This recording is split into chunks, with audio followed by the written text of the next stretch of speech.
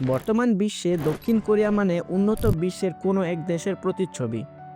শিক্ষা, গবেষণা, অর্থনীতি, প্রযুক্তি, সমরাস্ত্রে ভূয়সী অগ্রসর হওয়া এক দেশ। দ্বিতীয় বিশ্বযুদ্ধ এবং 1950-এর কোরীয় যুদ্ধ পরবর্তী দক্ষিণ কোরিয়ার সাথে বর্তমানের মিল খুঁজতে গেলে তাই বেগ পেতে হবে। Miracle of the Han river কথার সাথে আমরা অনেকেই পরিচিত, যার দ্বারা কোরীয় যুদ্ধের পর দক্ষিণ কোরিয়ার দ্রুত অর্থনৈতিক প্রবৃদ্ধিকে বোঝানো হয়। কিন্তু সেই মিরাকল পরবর্তী সময়ের আর্থসামাজিক বৈষম্য ঢাকা পড়ে যায় প্রযুক্তি, উন্নয়ন ও সাংস্কৃতিক চাকচিক্যের চাদরে। 1960-এর দশকে দক্ষিণ কোরিয়া কৃষিজ অর্থনীতির দেশ থেকে শিল্পভিত্তিক অর্থনীতির দেশে বদলে যেতে শুরু করে। Miracle of the Han river কথার প্রবর্তন করেন দেশটির দ্বিতীয় প্রধানমন্ত্রী চাং মিয়ন 1961 সালে। তার পরের 50 বছর দক্ষিণ কোরিয়ার অর্থনৈতিক প্রবৃদ্ধির লাগাম কেউ ধরে রাখতে পারেনি।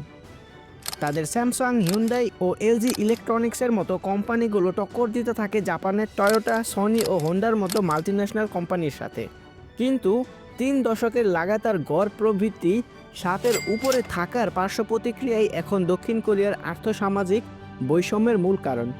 একাডেমি অ্যাওয়ার্ডপ্রাপ্ত সিনেমা প্যারাসাইট এর জনপ্রিয়তার পর সেই বৈষম্যের কথা উঠে আসে পপুলার মিডিয়াতে। দক্ষিণ কোরিয়ান পরিচালক বং জুন হোর বিশেষত্ব, তিনি চলচ্চিত্রে আর্থসামাজিক বৈষম্যের গল্প চমৎকারভাবে ফুটিয়ে তুলতে পারেন। তার প্রায় সব চরিত্রেই দক্ষিণ কোরিয়ার অর্থনৈতিক বৈষম্যের প্রেক্ষাপট ধরা পড়ে।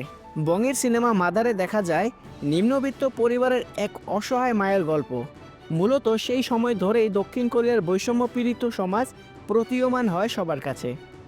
স্যাম্পো জেনারেশন ধারণার উদ্ভব 2011 সালে। মূল শব্দটি স্যাম্পোসে দিয়ে, যার অর্থ 3 গিভিং আপ জেনারেশন।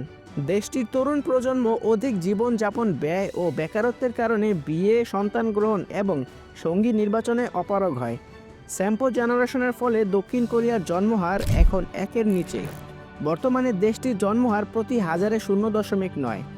বিশেষজ্ঞদের মতে দক্ষিণ কোরিয়ার প্রবীণ জনসংখ্যা 2050 সালে বিশ্বে হবে সর্বোচ্চ। অদূর ভবিষ্যতে এই প্রবীণ জনসংখ্যার চাপ ঠিক কতগুলো দেশের অর্থনৈতিক দীনতার কারণ হবে তা বলা সময়ের ব্যাপার। দক্ষিণ কোরিয়ার প্রাতিষ্ঠানিক শিক্ষাক্ষেত্রে অতিরিক্ত প্রতিযোগিতা ও চাপ এবং চাকরির বাজারে তুমুল প্রতিযোগিতার কারণে একে হেল জসিয়নও বলা হয়ে থাকে। জসিয়ন দক্ষিণ কোরিয়ার পূর্ব নাম। নতুন প্রজন্মের কাছে শিক্ষা এবং চাকরির ক্ষেত্রে অধিক প্রতিযোগিতা এবং সামগ্রিক হতাশাগ্রস্ত অবস্থার কারণে দক্ষিণ কোরিয়াকে নরকের সাথে তুলনা করে এর নাম দেওয়া হয়। পড়ালেখার চাপ ও তীব্র প্রতিযোগিতামূলক আচরণের দরুন দক্ষিণ কোরিয়ায় আত্মহত্যার প্রবণতা বেশি। জাপানের মতো দক্ষিণ কোরিয়াও আত্মহত্যা এবং অসুখী সূচকে শীর্ষ দেশগুলোর মধ্যে একটি। ন্যাশনাল ইয়ুথ পলিসি ইনস্টিটিউটের করা 2019 সালের এক জরিপে দেখা যায় শতকরা 34% শিক্ষার্থী শিক্ষাক্ষেত্রে চাপের ফলে আত্মহত্যার কথা ভেবেছে। কর্পোরেট সেক্টরে কাজের চাপ, অতিরিক্ত কর্মঘণ্টা ও কম বেতনের কারণে দক্ষিণ কোরীয়দের আয় খরচের তুলনায় কম। এ কারণে মধ্যবিত্ত ও নিম্ন মধ্যবিত্ত পরিবারগুলো ঋণের বোঝা বইছে। বহুজাতিক গ্রুপ অফ ইন্ডাস্ট্রিকে দক্ষিণ কোরিয়ায় বলা হয় চিবলস, যার অর্থ ধনী পরিবার। যেসব মাল্টিন্যাশনাল কংগ্লোমেরেট কোরিয়ার অর্থনৈতিক প্রগতিতে ভূমিকা পালন করেছিল, সেসব কংগ্লোমেরেটদের এখন দায়ী করা হয় অর্থনৈতিক বৈষম্যের কারণ হিসেবে। দক্ষিণ কোরিয়ায় বড় কোম্পানিগুলো মূলত বেশিরভাগ বাজার নিয়ন্ত্রণ করে, ফলে ছোট ও মাঝারি ব্যবসাগুলো বেশি বিস্তৃত হতে পারে না। এতে কর্মসংস্থানও বড় বড় কোম্পানির হাতে থাকে, যা প্রয়োজনের তুলনায় অনেক কম। ফলে তরুণ প্রজন্মের কাছে চাকরির সুযোগ কম থাকে। অতিরিক্ত প্রতিযোগিতার ফলে তরুণ প্রজন্মের মধ্যে দীর্ঘস্থায়ী বিষণ্ণতা প্রবল। জীবনযাত্রার খরচ বৃদ্ধি ও বেকারত্বের ফলে বিয়ে ও সন্তান গ্রহণ চায় না দক্ষিণ কোরিয়ার বর্তমান প্রজন্ম। বিশেষ করে নারীরা চায় না চাকরি ছেড়ে সন্তান নিতে। সন্তান পালনের ব্যয়ও এর কারণ হিসেবে উঠে এসেছে জরিপে। দক্ষিণ কোরিয়া সরকার এই ব্যাপারে নানা পদক্ষেপ নিলেও এ অবস্থা থেকে উত্তরণের উপায় এখনও বের হয়নি।